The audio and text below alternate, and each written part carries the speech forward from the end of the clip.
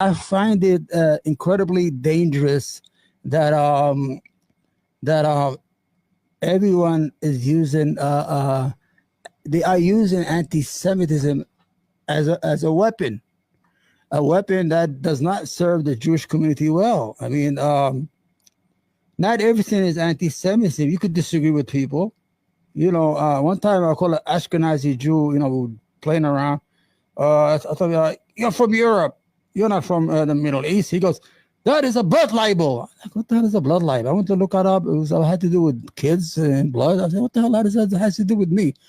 Anyway, the problem is I have this theory, and I need you guys to listen carefully. I think that AIPAC and the ADL and all the Zionist so-called civil rights organizations in the United States are working hand in hand to create a dangerous environment for American Jews so they will resort and migrate to Israel. I have this feeling, I know it sounds crazy, but I know it's true because they are doing everything they can to discredit the Jewish community, to disfigure their standing, create this environment of entitlement for Jews that doesn't exist. And I think many Jews don't even want it. American Jews don't even want that attention. When you're passing about 20 bills in the U.S. Congress in 2023, 24, more than 20 bills were introduced that had to do with anti-Semitism or boycott or BDS or had to do with Israel. That's more probably bills than were introduced for the United States of America. The last bill, I think, was called 878 or 870. The bill is weird. They want first, the anti-Semitism will not be defined by the United States Congress, but they're going to outsource it to an international Holocaust organization, which is weird. And then you can't boycott Israel. You can't say nothing against Israel. And if an American citizen boycotts or whatever, I don't know what it was, he gets 1 year in jail, 20 years in jail, and $1 million, I think it's $1 million penalty. 20 years for what? Fuck Israel, huh? All right. Fuck Israel. That's it. I have that right to say that. Imagine you're living in the United States of America. You have the right to condemn your own country or even burn your own flag or even protest our policies, boycott our companies. It's okay. But God forbid, if you are able as an American citizen to use your free will, your God-given free will, and your God-given rights that was founded by this nation, that we hold these truths to be self-evident that I think it was all men are created equal with God-given rights. I'm not sure, but I know the Constitution guarantees us that. So let me go back to my theory. So what does the ADL? Does the ADL really serve American Jews? They make up all these numbers. Anti-Semitism is on the rise, about 800%. And when you go to read their reports, it's not credible, first of all. As a matter of fact, even Wikipedia said the ADL is not a credible source for anti-Semitism stats. What it does, anybody that says F Israel is considered an anti-Semitism harassment, whatever they want to classify it. But when you go look at the numbers that are really dangerous, the assaults, they had this one time, 2 years ago, they had 111 assaults. Out of 330 million Americans now, last year they had 178 assaults. And we're not even sure how these assaults, what happened. Did they push each other on the subway train or argue with each other? We need police report to actually prove that these things did happen, because I find the ADL incredibly dishonest and very dangerous. Not to us, it is dangerous to American Jews and Jews in the despair and in the abhorred, like American Jews don't want to go. They are using the same tactics they used in the 50s and 40s to get Arab Jews to leave Arab countries. What they did is the Mossad used to bomb like Jewish theaters where Jews mostly go to watch movies, or clubs, or neighborhoods, or organizations. And look at the Levant operation of Egypt when The Mossad was putting bombs throughout all Egypt to scare Jews to migrate to Israel. So they use that. I don't know, man, but I really, really do believe that in my heart of heart, in my mind, that these organizations like the ADL and the AIPAC, AIPAC is boasting about how much money it gives away, how many people it elected, and how many people it got rid of. Like they got rid of Jamal Bowman, they got rid of Curry Bush, because they disagree with their stand on the genocide in Gaza. Now, we could all agree this is a country of many different things. We could agree there is anti-Semitism or anti-Islam or anti-black or anti-white. There's always somebody's anti-something in this country. I mean, it is what it is, and it is how it is. So, but I'm trying to be articulate how make my thinking straight and right without sounding crazy or giving ammunition to the Zionist propagandists who will try to use this as an anti-Semitism. It's not, believe me. This is not an anti-Semitism show today. What I'm saying is that I do believe that AIPAC, if you remember, like 4 years ago, when Ilhan Omar from Minnesota, the first with a headscarf, the first Somalian Muslim to be in Congress, all these politicians are invited to AIPAC every year. They kiss the ring, and they make sure they get that money to get elected again. And then she tweeted, "It's all about the Benjamins. It's all about money." And they turned the whole world upside down. It's an anti-Semitism trope. Tells you these are lies when they say it's an anti-Semitism trope. She's saying that Jews have money. They do have money. They're very rich. I mean, they're very successful. That's good. I wish my community was successful as the Jews. And they censored her, I think, condemned her in Congress. They wanted to get rid of her. Because at that time, AIPAC never gave direct money to politicians. It gave indirectly. It will have all these organizations and will tell them, give this guy 100,000, give this guy 200,000, but it will never be directly from AIPAC. So at that time, they could say, it's all about the Benjamin. We don't take out.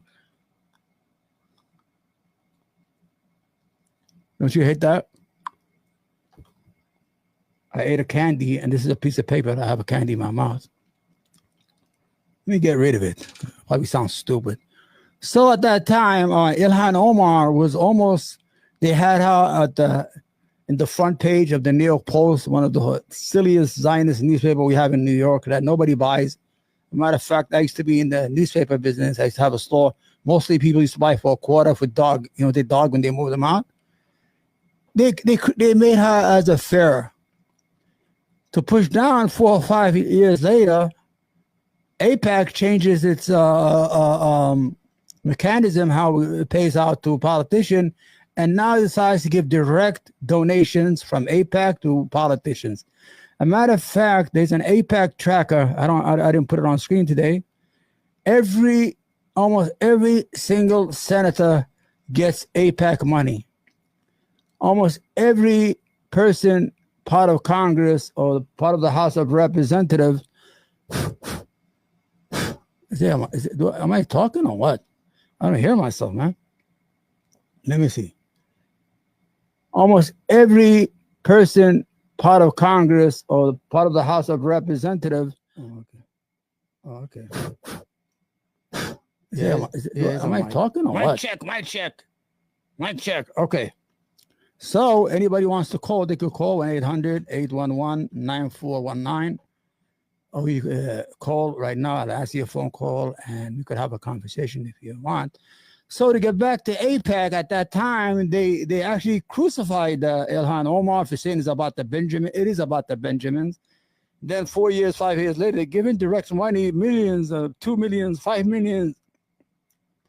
And every time at the end of every election cycle, they will boast. We got 99.9% selected of the people we chose. We spend $100 million. Now, why are you saying that? What benefits do you have that? You don't need to advertise that because it's going to create resentments from Americans or white Americans, from Muslims, from everybody. Like, oh, look, they're buying our politicians. The whole idea is AIPAC and the ADL and the other Zionist organizations, I think in my mind, are purposely trying to create an environment of anti-Semitism against Jews so they will move to Israel. I guarantee it, like Charles Barkley says on NBA Countdown, whatever. It is true. It has to be. It has to be, because it makes no sense. And anytime a congressman gets up every day, they want to make these new laws. Anti-Semitism. You know, there are 37 states. Okay, let me tell you, BDS, I don't know what it stands for again. BDS is the same vehicle they use against South Africa, where BDS is an idea of boycott, divest. BDS, yeah. I know it's boycott and divest. Like, let's say, that's what's going on in the university. They tell the university, you got to divest from Israel. So it's been around for 20 years, and it is the most successful weapon you could use against Israel. You don't need no rockets. You don't need no bombs. You don't need no guns. All companies have to do is say, if you're killing 15,000 children in 1 year for no reason, we're not going to do business with you. Okay? That's all they have to do. We're not going to do business with you. Your money is no good as Israelis. But I know they're going to turn around. Anti-Semitism, anti-Semitism. That's the weapon. That's why I have the thumbnail with the guy blowing the balloons. One day that balloon is going to pop, and that anti-Semitism is not going to be worth anything anymore. Right now, there's so much.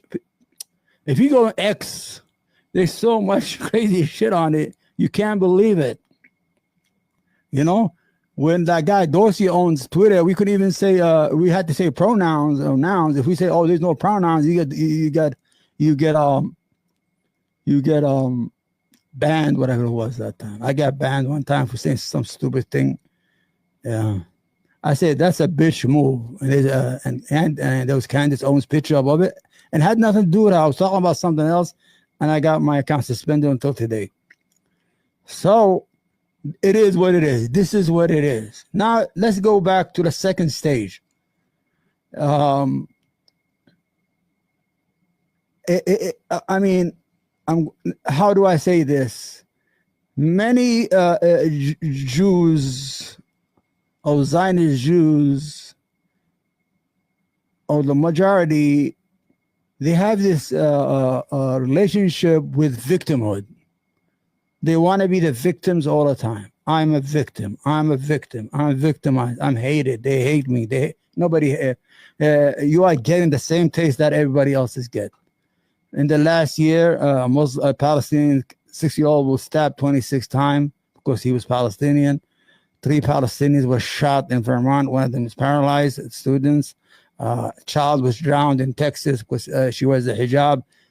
I haven't seen that happen to Jews right now. And God, thank God it's not happening to them. But imagine if it was happening, the whole fucking, the anchors on TV, they're going to be spitting, drooling with spit just to report that.